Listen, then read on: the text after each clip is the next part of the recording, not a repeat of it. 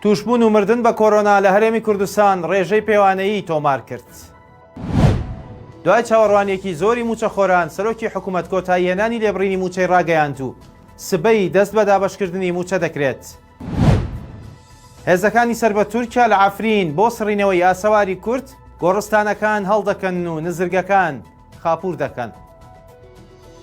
ساڵتان لێبێتۆم کاتتان باش گرنگترین هەواڵەکانتان پێشکەش دەکەم. سەرۆکی حکوومەتی هەرێمی کوردستان لە کۆنگرەیەکی ڕۆژنامەوانیدا ڕایگەیاند بە بڕیاری ئەنجومەنی ئابووری و ئەنجومەنی وەزیران لێبڕینی موچە لەم مانگەوە کۆتایی دێت و داوای کرد لە حکوومەتی عێراقی پابەندی ناردنی پشکی هەرێم بێت بۆ پێدانی موچەی فەرمانبەران بەبێ لێبڕین. کۆنگرە ڕۆژنامەوانیەکەی سەرۆکی حکوومەت لە پاش کۆبوونەوەی ئەنجومەنی باڵای ئابووری هەرێم هات کە ئەمڕۆ بەڕێوە چوو تێیدا تاوتوێی دۆخی دارایی و پارەی بەردەستی حکوومەتی هەرێم کرا سەبارەت بە پێدانی موچەی فەرمانبەرانی حکوومەت. بڕیار بوو دابشکردنی موچە ئەمڕۆ 25 تەمووس دەست پێ بکات و بەهۆی ئەوەی کە حکوومەت دوا بڕیاری لەبارەی دابشکردنی موچەوە نەدابوو ئەمڕۆ دابشکردنی موچە دواخرا و تەبێژی جێگری سەرۆکی حکوومەتی ڕایگەیاند سبەی 26 تەمووس دەست دەکرێت بە دابشکردنی موچە. بڕیارەکەی حکوومەتی هەرێم بۆ لابردنی لێبڕینی موچە لە پاش چاوەڕوانێکی زۆری موچەخۆران و فەرمانبەران دێت لە دوای ئەوەی بەهۆی قەیرانی داراییەوە حکوومەتی هەرێم لە ڕابردوودا بە لێبڕینی لە 21 موچەی دابش دەکرد. بەپێی ڕاگەیاندراوی وەزارەتی تەندروستی حکوومەتی هەرێم لە 24 کاتژمێری ڕابردوودا بەرزترین ئاستی توشبوون و مردن بە ڤایرۆسی کۆرۆنا تا ئێستا تۆمارکرا. وەزارەتی تەندروستی هۆشداری تون دەدات لەسەر دۆخەکە.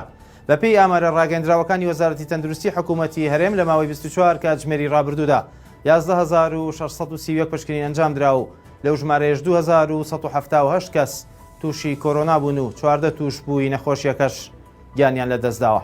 ئەو ئامارەی کە وەزارەتی تەندروستی بڵاوی کردوێتەوە بەرزترین ڕێژەی توشبوون و مردنە لە چەند مانگی ڕابردوودا و وەزارەتی تەندروستیش هۆشداری دەداتە هاوڵاتیان و داوایان لێ دەکات بە هەموو شێوەیەک خۆیان بپارێزن و ڕێکارەکانی خۆپارێزی بگرنە بەر و خۆیان لە قەرەباڵغی و بەریەککەوتن بە دوور بگرن بە مەبەستی ڕێگری لە زیاتر تەشەنەکردنی ڤایرۆسی کۆرۆنا.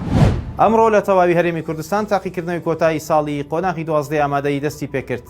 وەزیری پەروەردەش ڕایگەیاند پرۆسەکە لە کەشێکی ئارام و بە ئامادەکاری تەواوەوە بەڕێوە دەچێت. لەسەر تاسەری هەرێمی کوردستان پرۆسەی تاقیکردنەوەکانی کۆتایی ساڵی قۆناغی 12 ئامادەی بە هەموو بەشەکانیەوە دەستی پێکرد و بۆ سەرپەرشتی پرۆسەکەش 18,000 مامۆستا و سەرپەرشتیار و بەڕێوەبەری هۆڵ و یاری دەدەر ئەرکیان دەبێت و زیاتر لە 124,000 قوتابی و خوێندکاریش بەشدار دەبن لە پرۆسەکە و تاقیکردنەوەکانیان ئەنجام دەدەن. وەزیری پەروەردەی حکوومەتی هەرێم لە کۆنگرەیەکی ڕۆژنامەوانیدا ڕایگەیاند پرۆسەکە لە کەشێکی ئارام و بە ئامادەکاری تەواوەوە بەڕێوە دەچێت و داوا لە قوتابیان و خوێندکاران دەکەین دڵڕاوکیان نەبێت و وەک هەر پرۆسەیەکی ئاسایی بچنە هۆڵەکانی تاقیکردنەوە و بەشداری پرۆسەکە بکەن. بۆهۆی ئەنجامدانی تاقیکردنەوەکانەوە وەک ساڵانی پێش و سەرجەم هێڵەکانی ئینتەرنێت بۆ ماوەی 4 کاتژمێر ڕادەگیرێن بۆ بەرگرتن لە هەوڵی گزی و فێڵکردن لە تاقیکردنەوەکاندا.